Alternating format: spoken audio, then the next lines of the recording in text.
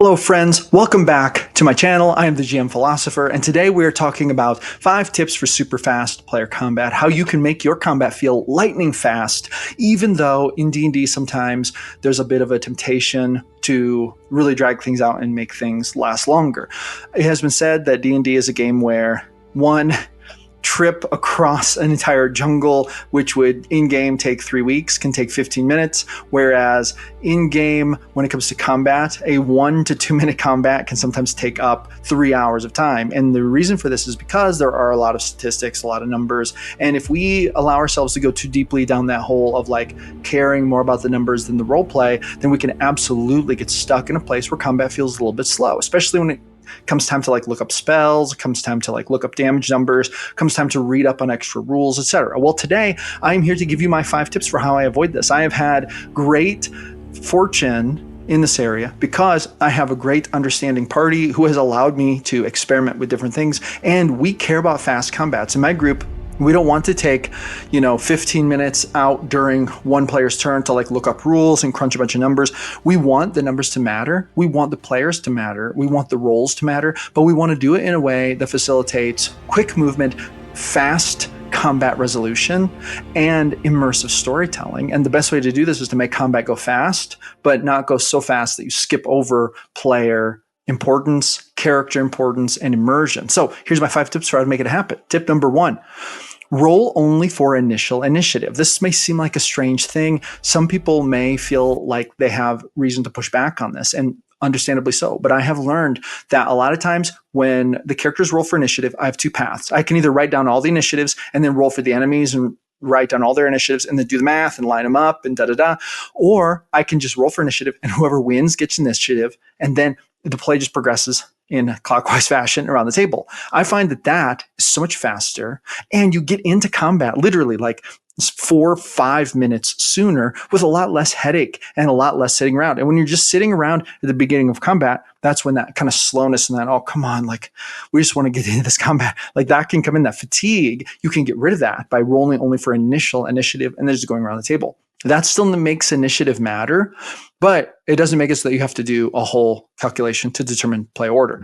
Tip number 2, don't obsess over NPC stats. You know what? Some combats, your NPC stats may be well laid out. You may have anticipated it, or your characters might have gotten in a fight at a bar and there are 5 NPCs, enemies, that you have no idea what their stats are.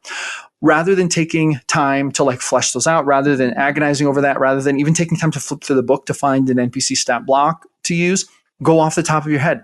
When that fighter rolls to hit your character, what level is he probably? Is he probably level 3? Like add 3 to his roll. He's rolling a strength. What's his strength? Probably a 2. Roll on it. What's he using? Short sword. Roll a d6, add 3. This is his damage roll. Easy stuff. How many hit points does he probably have? 25. 25 hit points is great. Mark that down. What's his armor class? Probably 12. 13. Maybe 13 if he's wearing like some kind of armor of any kind. Maybe 14 if he's a trained fighter. Okay, treat it like that. You don't have to go so in depth. Spellcaster, what are they casting? It comes down to the spellcaster in the tavern. You know what it is? It's magic missile. Boom, roll 3d4s, roll the damage. You're done. Move on. Be thinking about the next spell he's going to cast. What's it going to be next? Hold person. Or maybe he's going to cast a cantrip. Maybe he's not that high level. Maybe he's going to be Ray of Frost, something like that, right? So you just have to be thinking about what's a fast way, common sense way I can move combat along without holding things up, but still make the numbers matter, right? So don't obsess over the NPC stats. Just do what you got to do. Mark down what you got to mark down. Make it up as you go. Common sense. Keep it simple.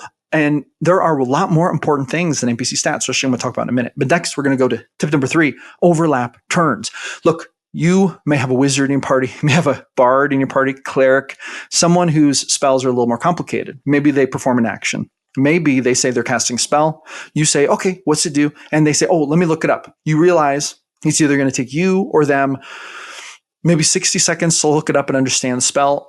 That's 60 seconds where you don't need to necessarily sit down and wait. What I would do in that situation is either I would have my rules lawyer. I have a player in my group who literally is called the rules lawyer. It's his job to look up rules for me. As a GM, I give him an inspiration point at every session, and I reward him with magic items over time to perform this very, very vital function. I might say, hey, would you look that up for me? And then it's like, we're going to move to the next turn. Let me know when you have that. We're going to come back to it, right? It's better to move forward, have someone working on that, and then come back to it rather than just sitting on it and then not taking any turns, right? Keep the action moving. There's nothing wrong with overlapping turns like this.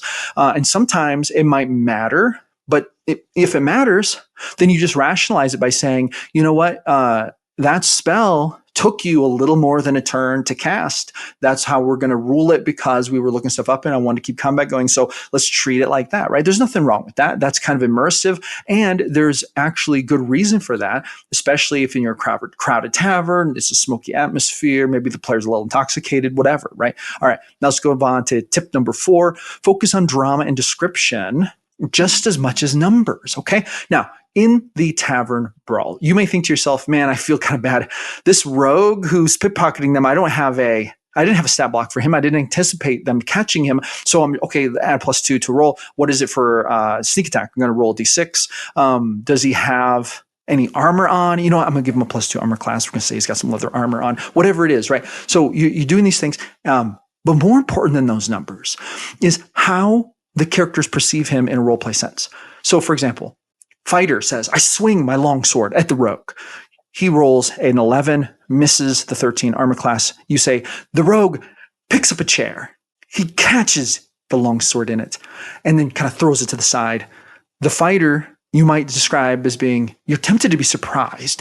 This is a different technique. He's using sort of a tavern brawling technique you've not seen. You know what? I'll tell you what, roll a history check. See if you've ever seen this before. When you were studying martial arts, see if you've seen anything like this. They're going to roll. So like, you know, this is actually a specific kind of like untrained combat that leads you to believe that this rogue, whoever he is, has fought a lot, but he probably has close to 0 formal training because the truth is no martial master would ever teach you to do this. So this is an interesting thing to tell the fighter, right? So the numbers are one thing. He missed the armor class, whatever. But rather than just focusing on that, you could say these other things, give him something other than numbers to think about that matter, give his player some agency by letting him discover it, right? This is very important, even during combat, these little roleplay things. This makes players feel so much more immersion and it makes them feel more significant, which is the awesome. If you can make a player feel significant in a combat, whether or not they did damage, whether or not they, you know, their AC was good enough, whether or not the spells worked, whatever, if you can give them significance, this makes the combat rewarding anyway. All right, now let's move on to number 5. Final tip. Rather than hard numbers, focus on making players feel like their turns mattered. Okay. So for example, let's say, for example, that I have a spellcaster who has been really struggling with their spellcasting for some reason. Like maybe they're distracted and their spells fail, or maybe they're rolling spells and they're trying to hit things and they're missing. Like let's say that we have a warlock who's trying to Eldritch Blast and they're just not hitting nothing. Their Eldritch Blasts are just missing. And you're threatening to feel like that character is going to feel down about it. They're like, what if this character does not feel like they're being an important part of combat? Well, you can fix this and this is so important, and rather than just saying, oh, you missed, move on. This is so much more important because you want players to feel significant because they are actually significant. The fact that they're players means that they are a significant part of the story, and it means that they matter in a huge way to what's going on, and they are the focal point of the story. So if my warlock shoots Eldritch Blast, misses, what I'm going to say is and that sets up, and let's say this has happened like 3 times in a row. Let's say that I can tell that this is getting the warlock down. They're starting to feel like, you know, when their turn comes up, they get 1 dice roll. It takes them 5 seconds to realize they did nothing. And then that's the end of their turn. I don't want that to be the case. So here's what I'm going to do.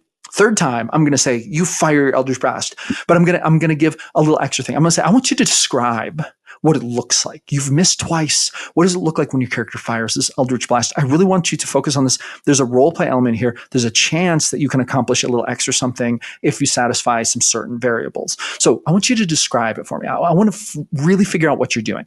So maybe they'll describe, you know, I go down like this and I raise up my hand and I fire under the table and I try to hit them in the leg, whatever it is, right? Then you add on to it. Because they took the time to roleplay that out for you, you say, when you do fire, this character who's been dodging your Eldritch Blasts, and by the way, every time you fire another one, it feels like you're getting closer. It feels like this person's fast. In fact, in your limited experience in combat, you think to yourself, this person is squirrely. Like, I've never had this much trouble hitting somebody. But this last blast, you try really hard and you shoot, but it misses, but it barely misses. And when they dodge it, they stumble slightly. And this gives the next player advantage on their roll. And then maybe the next player is a fighter. And it's like, what are you going to do? He's like, I'm going to swing with my longsword. It's like, you get advantage because of the warlock's third Eldritch Blast, which this warlock, with the experience they have, studying this enemy like they have been, even though they've missed, their Eldritch Blasts have caused this character to have to dodge and weave. And you can tell that they're distracted. You get advantage, right? So it's like, you don't just make it so that it doesn't matter. You want to make the players feel like their turns mattered, even if they don't do anything. And you don't have to do this every single time. But what I would say is every combat, every player should feel like they contributed, even if actually their rolls sucked or they went down or they didn't do anything statistics-wise, numbers-wise. Maybe they didn't deal any damage. Maybe they didn't heal any damage. Maybe they literally didn't even give a player, technically didn't even give a player any kind of advantage or anything like that. You still want to make them feel like their turn mattered. And then, of course, you want to do it in a fast-paced sort of way. So those are my 5 tips for how to make super fast player combats feel lightning fast, make it feel exciting, up to the moment, like gripping. And then when it's all over, the enemy's going to be like, we surrender. And all the players will feel like, I had a part in doing that. And you won't have a player feeling like, oh man, like that combat just sucked. Not only did we sit around and look up rules for half the time, but I literally had like 20 seconds of playtime and I didn't accomplish anything. Like, that's what you don't want a player to feel. And so taking steps in this manner to prevent that is always a great thing to do. All right. Thank you so much for stopping by, listening to my tips. Hit that thumbs up button, hit the subscribe button. I come in here every day giving you tips about my favorite game, D&D. So I hope that these help you. Let me know if you're going to try these out in your next session. Let me know if you have any tips to add to this, and I'll see you on the next one.